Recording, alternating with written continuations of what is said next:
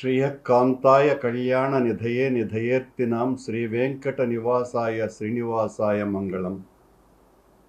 ధర్మాగ్రహాన్ని గుర్తించి ధర్మాసనం దైవం మానస రూపమై సత్యాన్ని సర్వులకు నినదించింది. పదవి ఉందని పెదవి జారితే మహాప్రసాదాన్ని మాటలతో మలినం చేసేస్తే అబద్ధాన్ని నిజం చేయటానికి స్వపక్ష అక్షరాన్ని ఇష్టం వచ్చినట్టుగా వాడుకోవటం భక్తద్రోహం, ప్రజాద్రోహం, దేశద్రోహం, దైవద్రోహం. మనుషుల్ని మోసం చేయవచ్చు, మానవాతీతుణ్ణి మోసం చేయగలమా? ఆయన మహాప్రసాదానికే మాలిన్యం అంటగడితే భస్మం చేయకుండా సత్యాన్ని సర్వులకు చాటి చెప్పినాడు.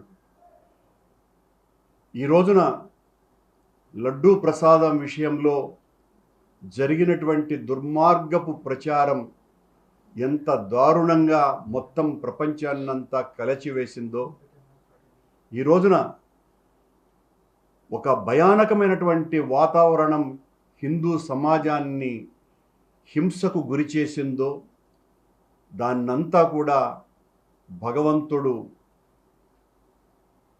ఆగ్రహించి ధర్మాసనం రూపంలో ఈ రకమైనటువంటి కామెంట్స్ను చేయించినట్టుగా మొత్తం హైందవ జాతి అంతా కూడా భావిస్తోంది. రాజీవ నేత్రుని రాజకీయాలలోకి లాగకండి, విశ్వరూప శక్తిని వివాదాలలోకి తీసుకురాకండి అని ఎంత చెప్పినా కూడా వినకుండా ఈ రోజున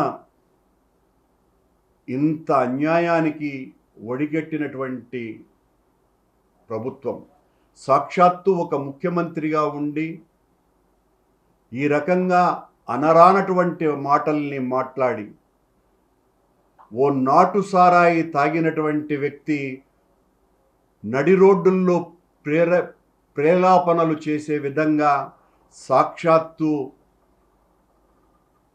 కలియుగ వెంకటేశ్వర స్వామి అన్న ప్రసాదం మీదనే ఇంత కలుషితమైనటువంటి మాటలు మాట్లాడితే దాని ప్రభావం ఎంత తీవ్రంగా ఉంటుందో గత వారం రోజులుగా చూస్తున్నాం. ఈ రోజున ధర్మాసనం చాలా సరిగ్గా స్పందించింది. వాస్తవాలు ఏంటి అన్నది బయటికి రావాల్సినటువంటి అవసరం ఉన్నది. ఒక ముఖ్యమంత్రి స్థాయిలో ఉండి ఈవో చెప్పినటువంటి మాటలకు తద్భిన్నమైనటువంటి మాటలు చెబుతూ పూర్తి వ్యతిరేకంగా మేము మా ప్రభుత్వము లడ్డూ ప్రసాదాలలో నెయ్యికి బదులుగా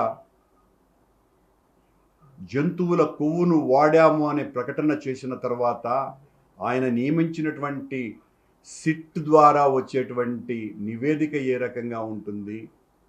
ఏ మాత్రము కూడా అక్కడ తప్పు జరగకుండా ఉంటే తప్పు జరిగినట్టుగా ప్రపంచానికంతా ప్రచారం చేసేసి ఆయన తైనాతీలు ఆయనకు కావాల్సినటువంటి ప్రసార మాధ్యమాల ద్వారా మొత్తం ప్రపంచానికంతా కూడా ఈ రకంగా మహాప్రసాదం మహామాలిన్యమైపోయింది అని సాక్షాత్తు దేవదేవుణ్ణే రాజకీయాలలోకి లాగేసి వేల సంవత్సరాల చరిత్ర కలిగినటువంటి వెంకటేశ్వర స్వామి ఆలయ ప్రతిష్టకు భంగం కలిగించటం ద్వారా మనం అనేటువంటి మాటల ద్వారా అవతలి పక్షానికి జరిగేటువంటి నష్టం కంటే కూడా మన దేవాలయానికి, మన స్వామికి, మన స్వామి ప్రతిష్టకి, మన స్వామి యొక్క చరిత్రకి, ఆధ్యాత్మిక శక్తికి నష్టం కలుగుతోంది అన్నటువంటి ఇంగితం లేకుండా ఒక సాక్షాత్తు ఒక ముఖ్యమంత్రి, ఆయనకు సంబంధించినటువంటి మంత్రులు, ఉప ముఖ్యమంత్రి ఈ రకంగా మాట్లాడడాన్ని ఈ రోజున మొత్తం హైందవ జాతి అంతా కూడా ఏవగించుకుంటోంది, చీత్కరించుకుంటోంది, చీదరిస్తోంది, అసహ్యించుకుంటోంది. అన్ని వాస్తవాలు బయటికి వస్తాయి అని మా పరిపూర్ణమైనటువంటి విశ్వాసం. మేము మొదటి నుంచి చెప్తున్నాం, సత్యం మా వైపునుంది, సత్యం మా వైపున నిలుస్తుంది, సత్యం కోసమని ఎంతకైనా పోరాడతాం, మేము తప్పు చేస్తే ఏ శిక్షకైనా భరించటానికి సిద్ధంగా ఉన్నాం, మేము ఏ తప్పు చేయలేదు, తప్పు చేసిన వాళ్లను భగవంతుడా శిక్షించమని ఆ రాజీవనేత్రుని రాజకీయాలలోకి ఇకనైనా లాగకండి అని విజ్ఞప్తి చేస్తున్నాం.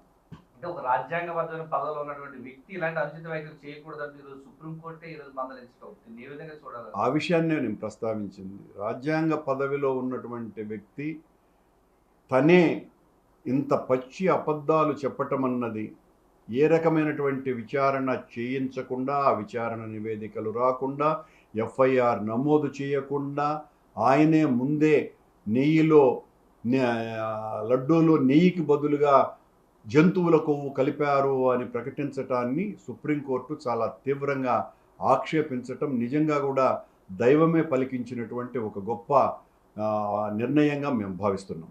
ఈరోజు సుప్రీంకోర్టు చేసినటువంటి వ్యాఖ్యలు యావత్ దేశవ్యాప్తంగా ఉన్నటువంటి హిందువులంతా కూడా చాలా పెద్ద ఎత్తున స్వాగతిస్తా ఉన్నారు. మీరు ఏ విధంగా చూడగలరు?